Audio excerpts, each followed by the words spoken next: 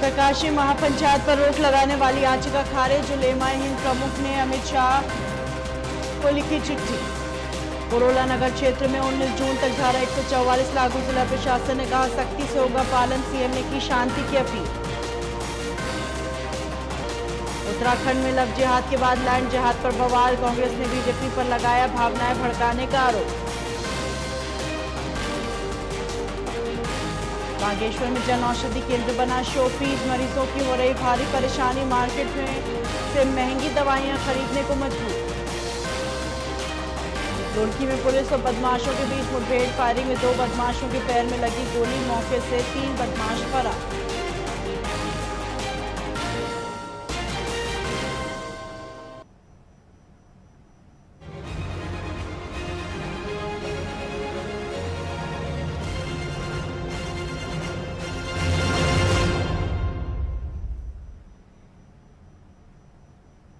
नमस्कार, स्वागत है आपका। आप देख रहे हैं उत्तराखंड लाइव। मैं हूं आपके साथ हिना। उत्तराखंड में लव जिहाद का मुद्दा खासा गर्माता जा रहा है। उत्तरकाशी के पुरोला इलाके से शुरू हुआ विवाद अब तूल पकड़ता जा रहा है। दरअसल पुरोला में अल्पसंख्यक समुदाय के एक व्यक्ति सहित 2 लोगों ने 26 मई को विशेष समुदाय की नाबालिग लड़की का अपहरण करने की कोशिश की और इस मामले में दोनों की गिरफ्तारी के बाद सांप्रदायिक तनाव बढ़ गया। अब जिले के गंगोत्री कस्बे तक यह तनाव फैल गया है। राज्य भर में कथित लव जिहाद की घटनाओं की बढ़ती संख्या के विरोध में दुकानें बंद रही। वहीं मुस्लिम समुदाय के पलायन के बाद विपक्ष ने सरकार को घेरना शुरू कर दिया है। कांग्रेस के राष्ट्रीय सचिव काजी निजामुद्दीन ने सरकार को घेरते हुए कहा उत्तरकाशी में हुई घटना बेहद शर्मनाक है। आरोपियों के खिलाफ सख्त कार्रवाई होनी चाहिए, लेकिन एक विशिष्ट धर्म को टारगेट करना सही नहीं है। सालों से पुरोला में रह रहे विशिष्ट समुदाय के लोग आपसी भाईचारे के साथ रहते हैं, लेकिन एक तरफा मुस्लिम समाज को टारगेट करना बेहद शर्मनाक है। जो कोई हादसा हुआ, गलत हुआ, दुखद हुआ, किसी भी महिला के प्रति, किसी बच्ची के प्रति कोई भी अगर गलत भावना होगी, गलत होगा, दुराचार की भावना होगी, दुराचार होगा, उसका हम कतई समर्थन नहीं करेंगे और दोषी को कड़ी से कड़ी सजा मिले इसकी हम पैरवी करेंगे। ये जिम्मेदारी सरकार की है कि दोषी को कड़ी से कड़ी सजा मिले। लेकिन इतना मैं जरूर कहना चाहूँगा शासन प्रशासन से, सभी से, कि एक गुनाह कोई एक व्यक्ति कर सकता है, उसको सजा मिले, कड़ी से कड़ी मिले, लेकिन एक पूरी कौम, एक पूरा धर्म, एक पूरी कम्युनिटी कोई गुनाह नहीं कर सकती। 2 लोगों के बीच में लड़ाई हो या एक महिला के प्रति एक पुरुष का कोई गलत भावना या दुराचार हो, ये पूरे देश भर में गाहे बगाहे होते हैं। लेकिन इसके मायने ये नहीं कि पूरी बिरादरी, पूरी कम्युनिटी उसकी दोषी ठहराई जाए। मुंबई में अभी प्रेशर कुकर में अपने लिव इन पार्टनर को गला दिया, तो क्या कहीं पूरी कौम उसकी दोषी थोड़ी होगी? जो सजा मिले, जिसने जुर्म किया है उसको मिले, सख्त से सख्त मिले। लेकिन जो लोग वहाँ उत्तरकाशी में, पुरोला में रहने वाले हैं, मेरा सरकार से आग्रह है, मेरा सभी प्रशासनिक अधिकारियों से को सलाह है कि उन सभी लोगों को वहाँ उनकी हिफाजत की, भारत के संविधान की अनुसार उनकी हिफाजत की जाए और उनको जहाँ जो थे, जो उनका कारोबार था, उनको वहाँ सरकार जिम्मेदारी के साथ उनकी देखरेख करे कि उनको कोई हानि ना पहुंचे और वो सब लोग मिलकर आपस में जैसे रहते चले आए हैं भाईचारे से।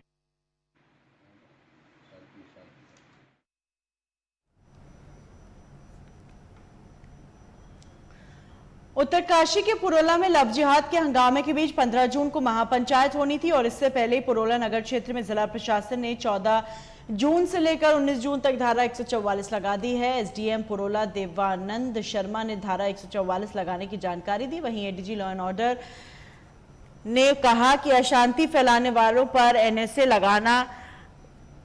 लगाना पड़ेगा। इस बीच पुरोला से 3 और मुस्लिम परिवार बाहर चले गए हैं। सीएम धामी ने सभी से शांति बनाए रखने की अपील की है।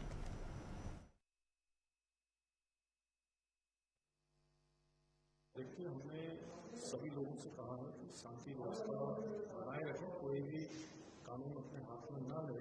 और अभी तक जितनी भी घटनाएं हुई हैं, देखिए हमने सभी लोगों से कहा है कि शांति व्यवस्था बनाए रखें, कोई भी कानून अपने हाथ में ना ले। और अभी तक जितनी भी घटनाएं हुई हैं, पूरा प्रशासन ने उस पर ठीक तरीके से काम किया है। कोई भी किसी के साथ अभी तक कोई न मारपीट की घटना हुई है, न कोई लूटपाट हुई है, किसी प्रकार की भी कोई वो नहीं हुई है। लेकिन अभी भी लोगों से हमने कहा है कि सभी लोग शांति से काम लें। अगर कोई दोषी होगा तो उसके खिलाफ कानून काम करेगा और कानून किसी को भी हाथ में लेने की इजाज़त नहीं है। इसके लिए सभी को निर्देशित कर दिया गया है। पूरी तरह से सजग है, सतर्क है।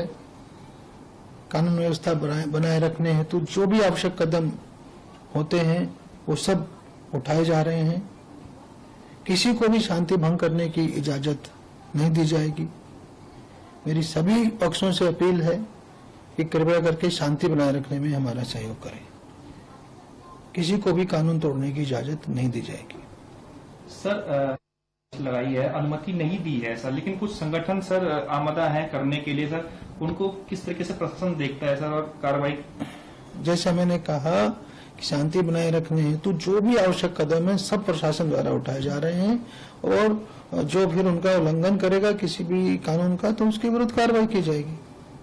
सर कुछ भी बढ़ाई गई है सर, कुछ इस तरीके की? पूरी तैयारियां जो है हमने फोर्स वहां पे लगा दी है और पूरी तरह से हम सतर्क हैं। किसी को भी गैर कानूनी काम करने की इजाजत नहीं दी जाएगी और शांति व्यवस्था हर हालत में बनाई जाएगी।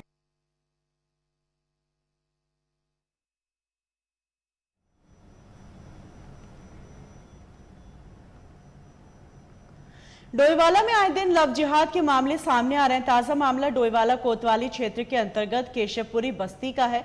यहां पर केशवपुरी की रहने वाली एक युवती ने आरोप लगाया, एक मुस्लिम युवती तमन्ना से उसकी दोस्ती हुई। मुस्लिम युवती ने हिंदू धर्म की बुराइयां और इस्लाम धर्म के बारे में अच्छाइयां बताकर इस्लाम धर्म अपनाने पर जोर दिया। युवती ने आरोप लगाया मुस्लिम युवती ने अपने भाई अरमान अंसारी से उसकी मुलाकात कराई। युवती का आरोप है अरमान अंसारी जब भी उससे मिलता उसके साथ छेड़खानी करता था। बाद में आरोपी चोरी छुपे बनाए गए फोटो वीडियो वायरल करने की धमकी देकर धर्म परिवर्तन करने पर दबाव बनाने लगा और इसके बाद युवती ने पुलिस से आरोपी के खिलाफ कार्रवाई की मांग की है। वहीं डोईवाला में लव जिहाद के मामले लगातार बढ़ने पर हिंदू संगठनों से जुड़े लोगों ने आक्रोश व्यक्त किया। पुलिस ने ऐसे लोगों के खिलाफ सख्त से सख्त कार्रवाई करने की मांग की है।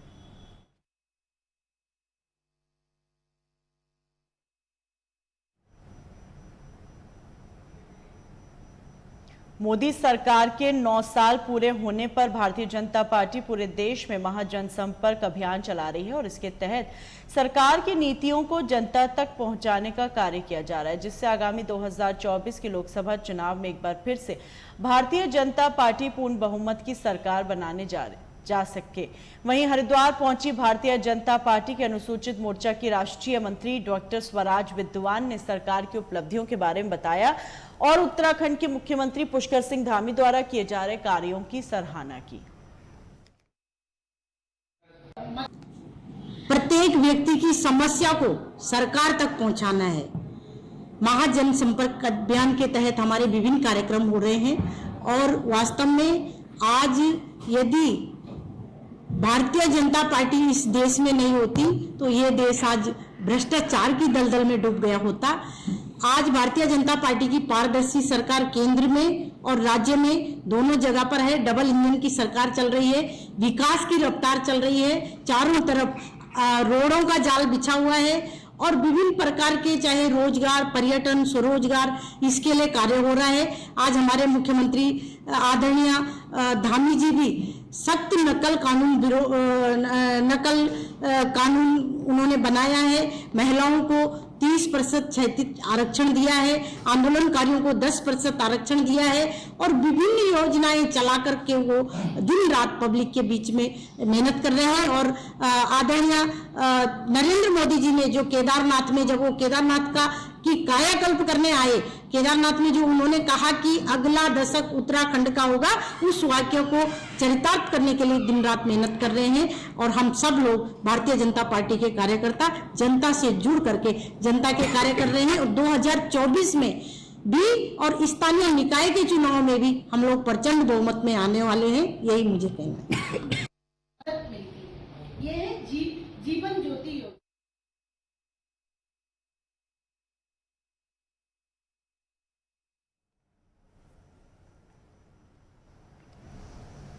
उत्तर प्रदेश से उत्तराखंड की सीमा में घुस रहे बदमाशों के साथ पुलिस की भगवानपुर थाना क्षेत्र में चोली गांव के पास मुठभेड़ हो गई। इस दौरान दोनों ओर से ताबड़तोड़ फायरिंग की गई। मामले की जानकारी पाकर एसएसपी हरिद्वार अजय सिंह समेत अन्य अधिकारी भी मौके पर पहुंचे। वहीं पुलिस की गोली से 2 बदमाश घायल हुए, अन्य बदमाश फरार हो गए, जिनकी तलाश के लिए कॉम्बिंग की जा रही है। वहीं घायल दोनों बदमाशों को रुड़की के सिविल अस्पताल में भर्ती कराया गया है। बताया जा रहा है ये बदमाश यहां किसी वारदात को अंजाम देने की फिराक में थे।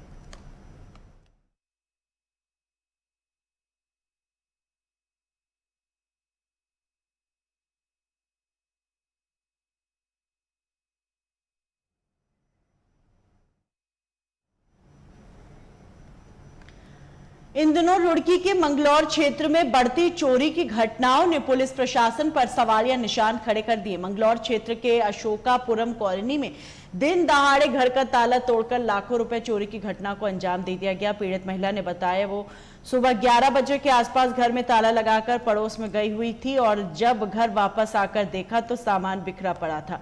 इसी बीच अज्ञात चोरों ने घर का ताला तोड़कर घर में रखी अलमारी से लाखों रुपए कीमत के जेवर व कैश लेकर फरार हो गए। चोरों ने घर से एलईडी टीवी भी चोरी कर ले गए और वहीं घटना की सूचना के बाद मौके पर पहुंची पुलिस पूरे मामले की छानबीन में जुटी हुई है।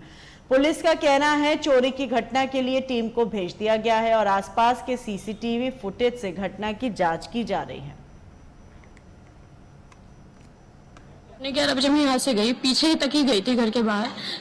11:15 बजे गई और 11:30 बजे मैं आ गई हूँ। उस बीच में मेरा घर के बाहर का ताला तोड़ा उन्होंने, घर के अंदर का ताला तोड़ा और मेरा कम से कम सोना चांदी, मेरे घर के सारा कैश सब कुछ लेके चले गए चोर। एलईडी भी ले गए मेरे घर की, ठीक है। कम से कम 5-6 लाख रुपए का मेरा सामान जो था वो सब कुछ लेके चले गए।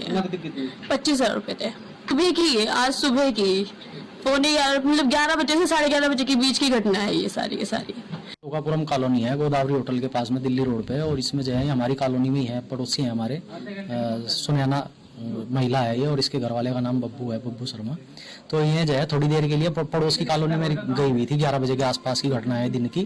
और जो है उसी दौरान में इनके घर में जो है कोई चोर आए और वो जो है घर का सारा सामान ताले वाले तोड़ करके सब सामान चोरी करके ले गए इनका।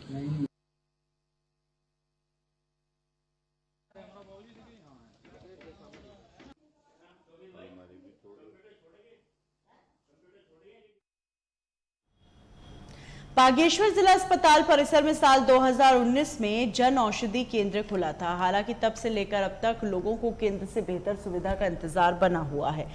केंद्र खुलने के बाद से कई संचालक भी बदल गए, लेकिन लोगों को सस्ती दवा खरीदने की आस पूरी नहीं हो सकी। वर्तमान में भी केंद्र में दवाओं का टोटा बना हुआ है। जन औषधि केंद्र की रेंज में करीब 600 दवाइयां होती हैं, जिनके सापेक्ष जन औषधि केंद्र में करीब 90 प्रकार की दवाइयां ही केंद्र में उपलब्ध है। इनमें दर्द निवारक और बच्चों के उपचार जैसी प्रमुख दवाइयां तक नहीं हैं। धीरे धीरे जिला अस्पताल में स्थित जन औषधि केंद्र शोपीस बनता जा रहा है। जन औषधि केंद्र में अधिकांश दवाइयों की कमी लंबे समय से है। जन औषधि केंद्र में न तो इंजेक्शन है, न ही सर्जिकल सामग्री उपलब्ध है। दवाइयां भी पर्याप्त नहीं होने से हर दिन सस्ती दवाइयों की आस लेकर आने वाले मरीजों को निराश होकर वापस लौटना पड़ रहा है।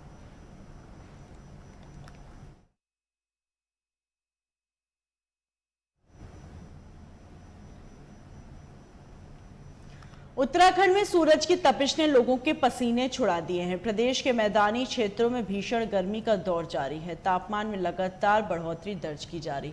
पिछले 2 दिनों से तापमान सामान्य से 5 से 6 डिग्री ऊपर रिकॉर्ड किया जा रहा है। वहीं पहाड़ में कुछ स्थानों पर शाम को हुई हल्की बारिश से राहत पहुंचाई। मौसम विभाग के मुताबिक देहरादून समेत 6 जनपदों में आकाशीय बिजली चमकने, तीव्र बौछारें पड़ने का अनुमान है। इस दौरान तेज हवाएं भी चल सकती हैं, जिसे देखते हुए ऑरेंज अलर्ट जारी किया गया है। मौसम विज्ञान केंद्र के निदेशक विक्रम सिंह ने बताया, आज बुधवार को देहरादून, हरिद्वार, पौड़ी, उधम सिंह नगर, नैनीताल और चंपावत के कई इलाकों में गरज चमक के साथ बारिश होने की आशंका है। इस दौरान 60 से 70 किलोमीटर प्रति घंटे की रफ्तार से तेज हवाएं चल सकती हैं।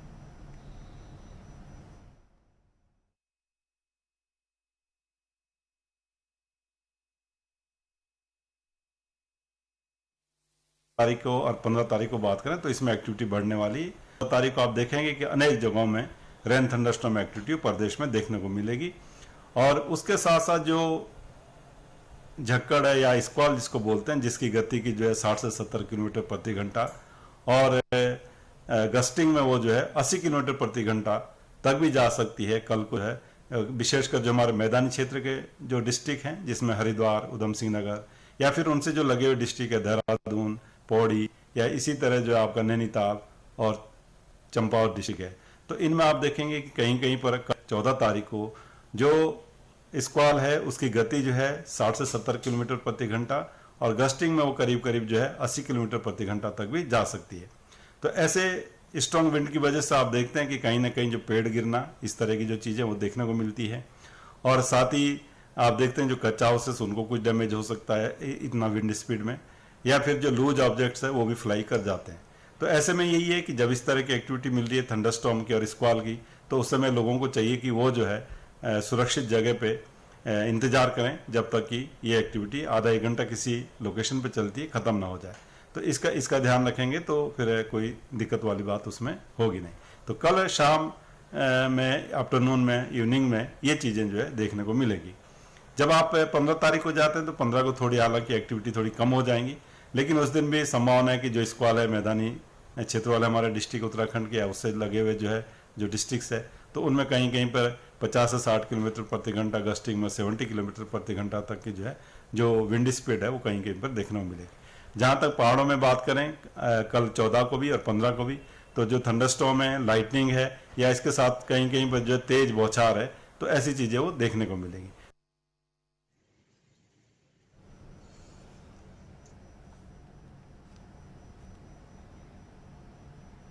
भाजपा के राष्ट्रीय अध्यक्ष जगत प्रकाश नड्डा ने कुल्लू में जनसभा को संबोधित करते हुए कहा, भाजपा और एनडीए की सरकार लोगों की सेवा, देश को सुशासन देने और गरीब कल्याण के लिए कटिबद्ध है। आज राजनीति की संस्कृति को पीएम मोदी ने बदल डाला है। वंशवाद से विकासवाद का परिवर्तन और वोट बैंक की राजनीति से रिपोर्ट कार्ड की राजनीति तक पहुंचाना, यह प्रधानमंत्री मोदी ने करके दिखाया है। 91.5% मुस्लिम भाइयों के अति पिछड़े और पिछड़े को जा रहा है, जबकि बंगाल की आबादी 72% हिंदू है और 25% मुस्लिम है। लेकिन आरक्षण पिछड़ों का 91% वहां की सरकार दे रही है मुस्लिम को। यह है वोट बैंक पॉलिटिक्स। और किसको दे रही है?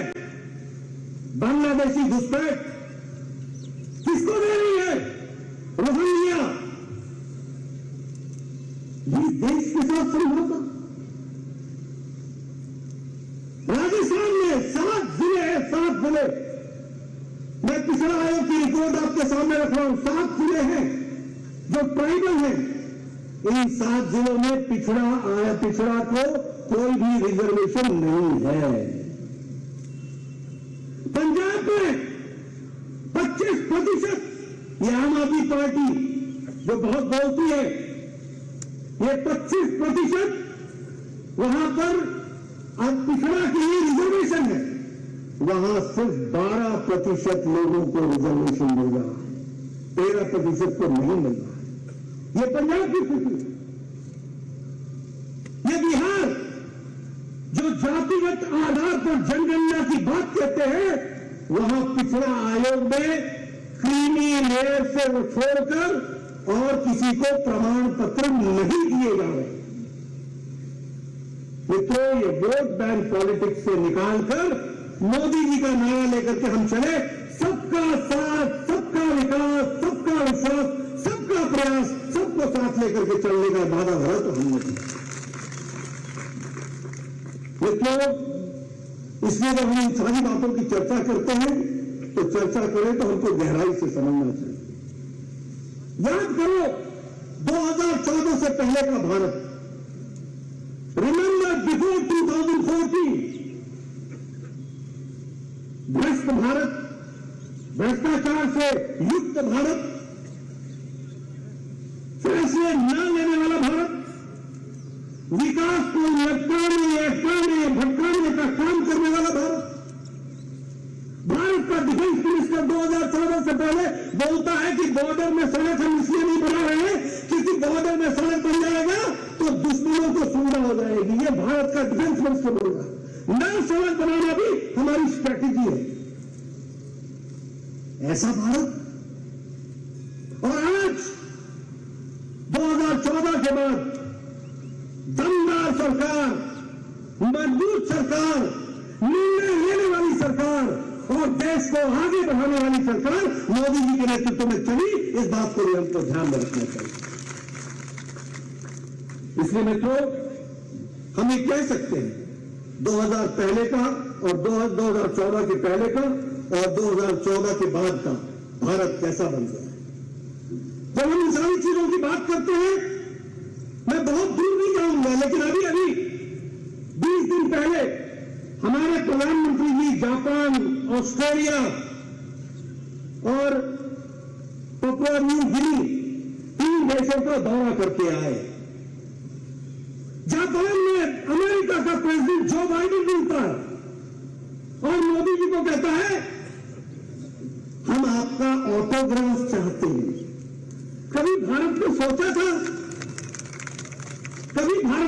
था कि अमेरिका का राष्ट्रपति भारत के प्रधानमंत्री से ऑटोग्राफ मांगेगा? ये बदलता भारत नहीं है तो और क्या है? फिर कहने लगे अगले महीने आप अमेरिका आ रहे हैं, आपको अमेरिका में स्टेट डिनर देने का तय किया है।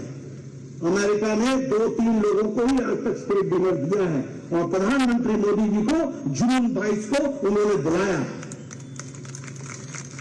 और कहने लगे मेरी शिकायत है, लोग मेरे से कंप्लेन कर रहे हैं, मेरे को शिकायत कर रहे हैं कि मोदी जी के डिनर में हमें निमंत्रण नहीं मिला है, हमें भी निमंत्रण दीजिए, हम भी मोदी जी से मिलना चाहेंगे।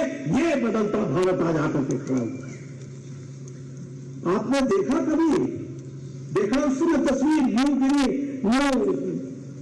पपुआ न्यू गिनी के प्रधानमंत्री ने मोदी जी के पांव छू करके उनका अभिवादन किया। न्यूजीलैंड का प्रधानमंत्री न्यूजीलैंड से उड़ करके ऑस्ट्रेलिया की सिडनी में आकर प्रधानमंत्री मोदी जी से मिलता है। ये बदलते भारत की तस्वीर है, इसको हमको समझना चाहिए।